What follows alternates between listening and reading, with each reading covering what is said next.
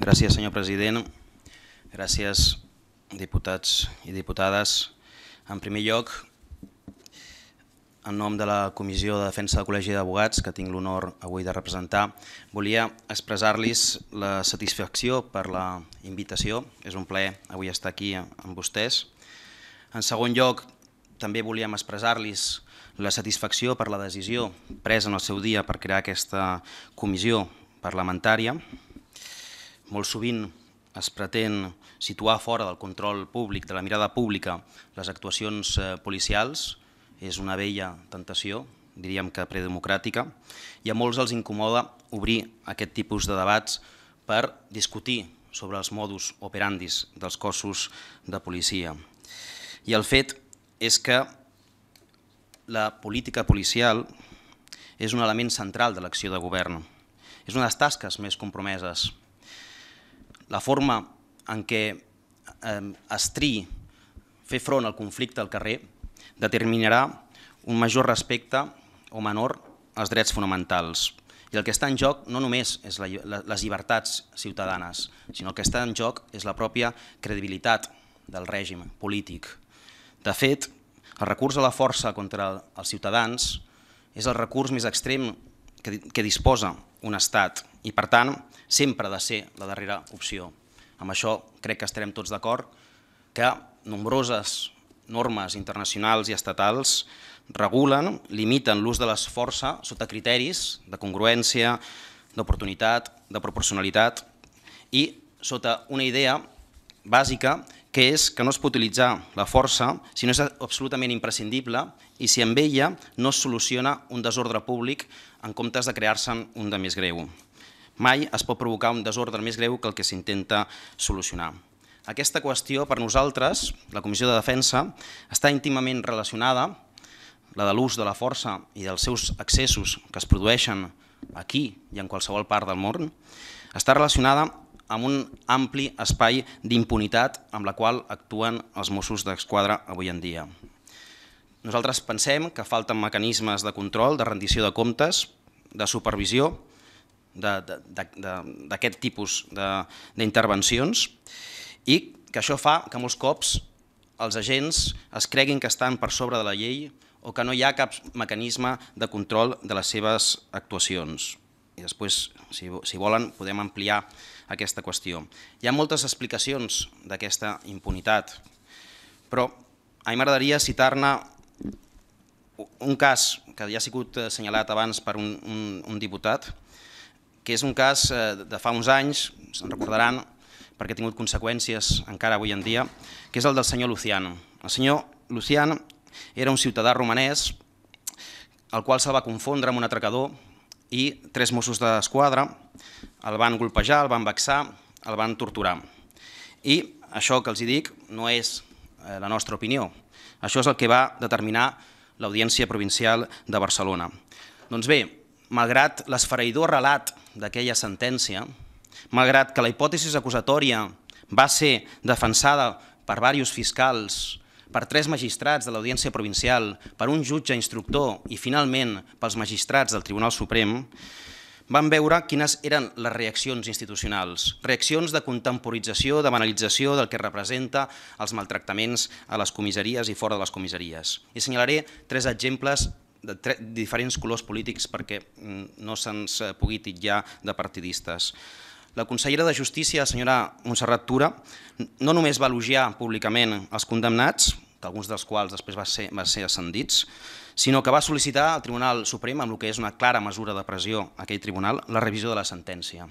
El senyor Jordi Pujol, expresident de la Generalitat, va qüestionar la gravetat del cas perquè la víctima no havia sigut hospitalitzada. I finalment, el senyor conseller Joan Saura va defensar els agents assegurant que posaria a la seva disposició els millors advocats. A què es deuen aquestes reaccions? Com s'explica que una consellera de Justícia, en lloc de defensar la justícia, els tribunals de justícia, que és el que ha de fer una consellera de Justícia, o fer-se càrrec del drama humà que hi ha darrere d'una víctima d'un maltractament, com el senyor Lucian, enalteix l'actuació policial? Com qualificar les declaracions d'un expresident de la Generalitat que, a més, ha patit la presó i que sembla ignorar que la tortura pot deixar no només seqüeles físiques, sinó també seqüeles psicològiques, i que a vegades la tortura psicològica és molt més dura que el turment que es pugui provocar en un cos. Quin tipus de pressions pot arribar a rebre un conseller d'Interior que anuncia que a la policia se li donarà un tracte de privilegi, se'ls hi posarà els millors advocats, un tracte que no reclamaria per a la resta dels ciutadans, uns advocats, a més, que són externs a l'administració, per tant, és una despesa suplementària. Què passa? Que dubtem dels funcionaris públics que treballen als serveis jurídics de la Generalitat? En tot cas, és esfereïdor pensar en aquestes reaccions tinguent en compte que en el cas concret es tractava d'una persona que era innocent dels càrrecs que se l'acusava. Jo els pregunto, què creuen que hauria passat si aquesta persona hagués resultat culpable? Si aquesta persona, a més, hagués sigut acusada i condemnada per delictes de tortura, de terrorisme o delictes de violència urbana. Què hagués pensat en aquest tipus de casos? Amb això el que els vull dir és que la majoria de denúncies dels abusos, excessos policials s'enfronten avui en dia a una autèntica carrera d'obstacles a resistències de tot tipus. De fet, només un 1% de les denúncies arriba a judici i quan arriben normalment acaba amb absolució per la dificultat d'identificació als seus responsables. Així va pensar, per exemple, en el cas d'aquella brasilenya que es va reconèixer que havia sigut violada per l'Audiència Provincial de Girona, però l'Audiència va dir però no sabem qui són els responsables perquè tots els agents s'encobreixen entre ells. I de fet, en els pocs casos que tenim condemnes, després arriba la via de l'indult governamental. Només fa falta que rastregin vostès el BOE, amb un ràpid rastreig, veuran com es tanca aquest cercle de la impunitat. D'una impunitat, d'uns maltractaments que en veritat són el major crim d'estat que pot cometre un estat, perquè darrere de la tortura hi ha l'estat, i quan l'estat arriba després i indulta aquests policies, i l'indulta per 2 cops, com en el cas del senyor Lucian, en veritat s'està autoindultant a si mateix. És l'ús més tortisser, més execrable que es pot fer d'un instrument com l'indult, que ja en si mateix té una càrrega de deslegitimitat en quant a intromissió a les decisions del poder judicial. Sota aquesta banalització de la tortura, dels maltractaments, dels abusos, i aquí hi ha un model d'ordre públic també, sota aquesta concepció hi ha la idea que l'estat democràtic és feble quan reconeix errors, i és justament el contrari. I això és el que els volíem traslladar en primer lloc. Creiem que el primer que ha de fer l'administració, i com a homenatge exigible a les víctimes de la violència institucional, víctimes com l'Ester Quintana, que està avui aquí, però moltes altres també, que han perdut els seus ulls o que han patit lesions greus, és reconèixer el mal causat. I això significa canviar, i això és la primera exigència que els volem traslladar, els criteris sota els quals s'operen en els expedients administratius de responsabilitat administrativa. No hi ha, que nosaltres sapiguem, cap cas on la Generalitat hagi reconegut que han funcionat malament els cossos de seguretat dels Mossos d'Esquadra. Això no passa enlloc. Al País Basc, a l'Estat central, nosaltres que som abogats hem guanyat molts casos en aquests àmbits jurisdiccionals i en canvi a Catalunya no passa. I sota aquesta idea, sota aquesta concepció hi ha la idea de la infabilitat, que és una idea molt pròpia de la Inquisició, salvant les distàncies, òbviament, però en la Inquisició no hi havia víctimes col·laterals ni terceres persones innocents. Una massacre, tothom que moria allà era perquè era culpable, i el càstig era la prova que era culpable, entre altres coses perquè es pensava que Déu no es podia equivocar. En aquest cas, en el cas dels excessos policials, molts cops es defensa la infabilitat dels cossos de policials. I senyors diputats, senyores diputades, i això és una idea de la Comissió de Defensa, que té una llarga història en la lluita contra la impunitat. De fet, la Comissió de Defensa, per aquells de vostès que no ho sàpiguen, va néixer en la llarga nit del franquisme, va néixer precisament davant l'execució de Puig Antic, o sigui, va néixer d'una derrota, aquest estigma inesborrable en la història de Catalunya que s'ha perllongat avui encara de forma impune. Doncs bé, nosaltres, precisament, sempre, aquest llegat de memòria antifranquista, hem intentat generar aquest valor de desconfiança. La desconfiança és un valor bàsic en una democràcia. Sempre, senyors diputats i diputades, serà preferible una policia sota sospita que no una policia descontrolada. I la il·lusió del poder, que hi ha un poder bo que s'autolimita a si mateix de forma espontània, és una il·lusió molt perillosa. No és una qüestió de quan estiguin els nostres el poder funcionarà bé. No, això ja ens ho va dir Montesquieu i molts altres. El poder tendeix a l'abús i, per tant, hem de crear mecanismes de control. I el cert és que hi ha una confiança excessiva amb l'ús de la força en el cas dels Mossos d'Esquadra. I aquesta impunitat és la que fa que es produeixi aquest accés amb l'ús de la força, perquè el missatge que se'ls està donant als agents de policia és que tenen carta blanca, que facin el que facin, ningú els exigirà responsabilitats, si és que ens passa cada dia. Quan anem als tribunals, els jutges ens diuen sí, molt bé, vostè m'està ensenyant aquí unes imatges on una persona que està al terra li estan pagant una pallissa, però i qui són aquestes persones? Pràcticament totes les causes judicials en les que estem els abogats acaben en arxiu per la dificultat d'identificar els seus autors. I no hi ha cap tipus de col·laboració per part del Departament d'Interior, ni aquest ni cap altre. Com els dic, no és una visió partidista. Quan se'ls demana als Mossos d'Esquadra, perquè els jutges els diuen, escoltin, perquè en el seu dia, i recordo aquí unes paraules del senyor Prat en una entrevista on deia nosaltres sabem qui és cada agent, en quina unitat està, sabem totes les pilotes que llencen i tenim al minut totes les seves actuacions. És a dir, sabem tot el que succeeix. I davant d'aquestes declaracions nosaltres hem de dir o el senyor Prat menteix o hi ha una actuació de prevaricació constant dels Mossos d'Esquadra, perquè sempre que els jutges els demanen que s'identifiquin els autors de determinats fets, diuen que no poden. I això ens passa sempre. I a més, com que tarden molt, molts cops quan responen ja els fets ja han prescrit, perquè aquesta és una altra qüestió. Molts d'aquests maltractaments queden en simples faltes. No sé si se'n recorden les imatges de les videocàmeres de la comissaria dels Mossos d'Esquadra, allò va quedar amb una simple multa. En canvi, un ciutadà, si donen empenta a un agent d'autoritat, el poden condemnar a 3 anys de presó. 3 anys de presó, senyors diputats. L'altra qüestió que volia comentar-los és que els deia que era una gran decisió la crear aquesta comissió.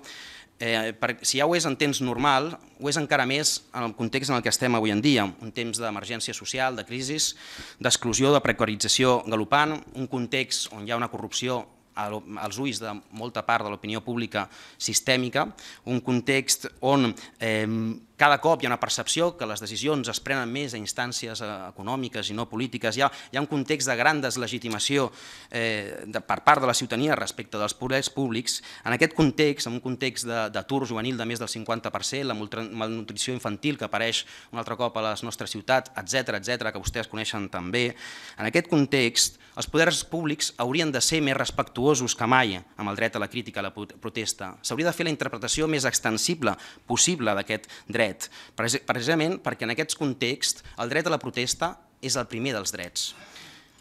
I quina és la situació en el que ens trobem avui en dia? Doncs bé, la situació és justament la contrària. En comptes d'anar en aquesta direcció que els estic dient i d'entendre que el dret de protesta, com diu el Tribunal Constitucional i el Tribunal d'Estrasburg, inclou no només la protesta educada, la protesta, diguem-ne, inofensiva pel poder, sinó també la protesta que pertorba, que altera l'ordre natural de les coses, i això és el que diu el Tribunal Suprem quan inclou el dret de protesta a aquests tipus d'expressions. En comptes d'anar en aquesta direcció, anem en la direcció contrària, que és la intensificació de la criminalització. Hi ha hagut, sobretot a partir de la vaga del 29 de març, un salt qualitatiu.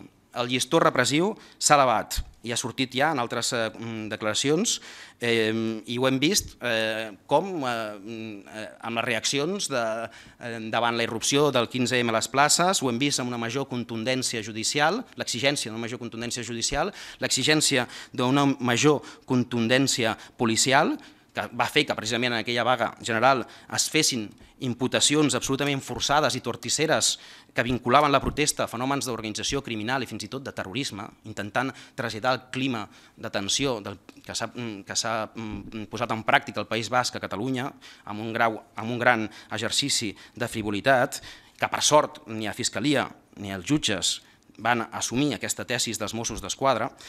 També es posa en evidència amb la creació de webs de delació ciutadana, que si volen després en podem parlar. També es posa en evidència amb la creació de fiscalies especials per perseguir aquests delictes i en canvi no n'hi ha en molts altres àmbits. Es posa en evidència en la proposta del nou Codi Penal, que és una autèntica declaració de guerra contra els drets ciutadans, el dret de protesta. En definitiva, és una deriva autoritària que nosaltres considerem que no és del tot nova. Forma part del populisme punitiu que ha vingut acompanyant el desmantellament de l'estat del benestar i que es podria resumir amb una frase: a menor estat social, major estat penal. És el que deia Pierre Bourdieu. Les classes socials cada cop es regulen més de la mà esquerra, sanitat, educació, etc., a la mà dreta, presons, policies, etc. Es desinverteix en polítiques socials i s'inverteix en polítiques punitives. Diran, bueno, això és una mica demagog. Jo els hi posaré dos exemples. N'hi hauria molts altres i podem discutir. Un és el fet que les mateixes forces polítiques que impulsen dures mesures d'austeritat pressupostària no escatimen despeses en perseguir i criminalitzar aquells que s'atreveixen a aixecar la veu contra aquestes polítiques. Els antiavalots, la Brimo, ha augmentat la seva plantilla amb un 68% dels efectius des del 2008.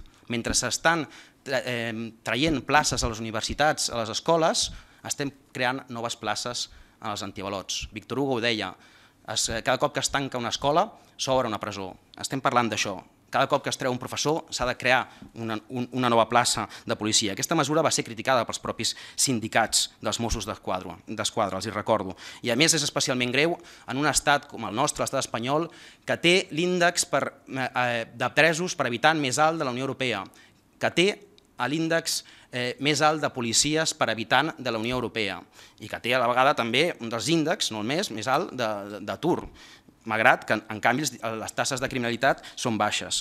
L'altre exemple, i aquest és un exemple que per nosaltres és especialment greu i volíem fer una petició en aquest sentit. La decisió que pren la Generalitat de Catalunya i l'Ajuntament de Barcelona d'exercir l'acusació popular en els casos on es produeixen desordres públics. Això per nosaltres és gravíssim i els explicaré per què. Dos motius, bàsicament. Un, perquè és una mesura absolutament inusual que no es pren amb cap altre tipus de delictes. Delictes que causen un gran dany social i que causen alarma social, violència domèstica, assassinats o la corrupció. De fet, anem en la direcció contrària. Alguns de nosaltres, dels advocats de la Comissió de Defensa, estem en un cas, que és el cas del senyor Millet, que és un dels casos de màxima corrupció. Allà la Generalitat no només no ha exercit l'acusació popular, que és el que hauria de fer, sinó que quan el jutge li ha demanat que es personi com a acusació particular perquè hi ha uns diners, que són diners públics, que té dret a reclamar, la Generalitat ha dit no, nosaltres no considerem que aquests diners siguin nostres, aquesta desviació no s'ha produït i no es personen per exercir els drets que tenen com a institució en defensa dels ciutadans i dels seus diners públics. L'altre motiu... S'hauria d'anar acabant, eh? D'acord. Porta 17 minuts. L'altre motiu té a veure precisament amb el fet que es tracta d'una mesura absolutament innecessària, perquè hi ha el Ministeri Fiscal que representa l'interès públic. Quin és el motiu pel qual s'ha de personar un funcionari pagat amb els diners de tots en nom de la Generalitat i en nom de l'Ajuntament, a part de la Càmera de Comerç i altres acusacions que sí que té sentit que hi siguin? És que desconfien vostès del Ministeri Fiscal? Què és el que aporten aquests funcionaris i aquest cost econòmic? És una mesura antieconòmica, perquè ja hi ha l'Estat representat en aquestes acusacions i l'Ajuntament i la Generalitat és Estat també. I a més els diré una altra cosa, és una mesura que no existeix en cap altre país de la Unió Europea. Això només succeeix, nosaltres que ens vanagloriem tant de ser diguem-ne un país de respecte als drets humans, això només succeeix a Catalunya. I això no passa ni en els ajuntaments ni en les comunitats autònomes governades pel PP a la resta de l'Estat. I per això volem assenyalar i exigir que això deixi de succeir. I això no afecta només l'actual govern. Aquesta crítica va a l'anterior govern, perquè qui va començar amb aquesta política va ser el senyor conseller Saura. Per tant, com els dic, no és una crítica partidista. En tot cas, creiem que tampoc és una deriva del tot innocent. Hi ha instruments més que suficients, si es volen, per combatre la violència urbana d'una severitat excessiva i sense parangó a Europa. Per nosaltres, el propòsit de fons és un altre, i ho va dir el senyor conseller Saura en el seu dia.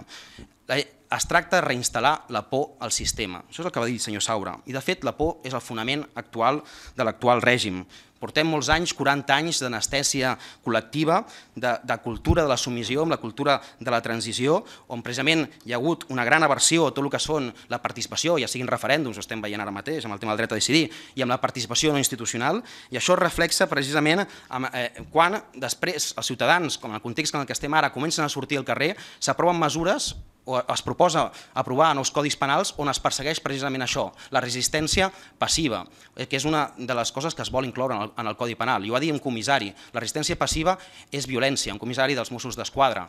I de fet va dir fins i tot que si estigués Gandhi a plaça Catalunya seria detingut. Això té a veure, i vaig acabant, amb un dret penal de l'enemic que s'està imposant, que no té empatx anar més enllà de la llei, com va dir també el senyor conseller Puig, i que nosaltres ens recorda, salvant les distàncies un altre cop, pràctiques inquisitorials pròpies de l'època de McCarthy dels anys 50. El que era la convivència contra el comunisme avui en dia és l'acusació de convivència amb la violència, perquè hi ha un clima de caça de bruixes. Aquest dret penal de l'enemic és el que fa que es criminalitzi qualsevol persona que gosi alçar la veu, que es militaritzi l'espai públic, i per això apareixen les bales de goma, i fins i tot que es caracteritzi els manifestants, com va dir el senyor Piqué, com a rates.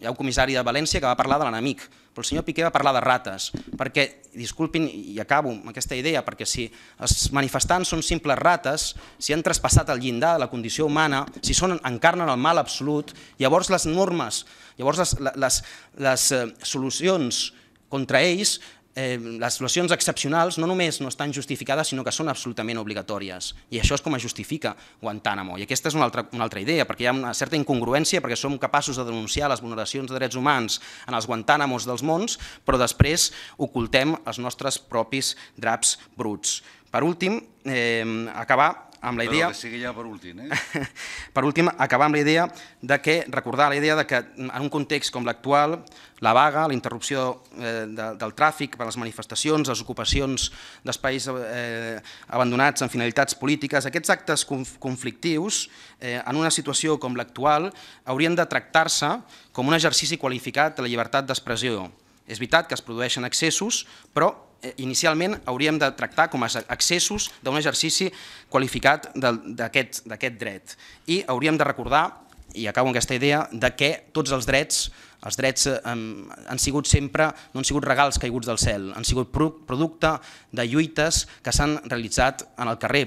Hi ha de gent que ha estat disposada a arriscar la seva llibertat per defensar aquests drets. I en un moment de deriva com la que estem avui en dia, en un moment on estem en aquest context que he descrit, molts actes de protesta s'haurien de veure més com a actes de resistència al dret, com a actes de resistència a qui viola el dret des del poder privat i des del poder públic. Res més, moltes gràcies. Molt bé, moltes gràcies.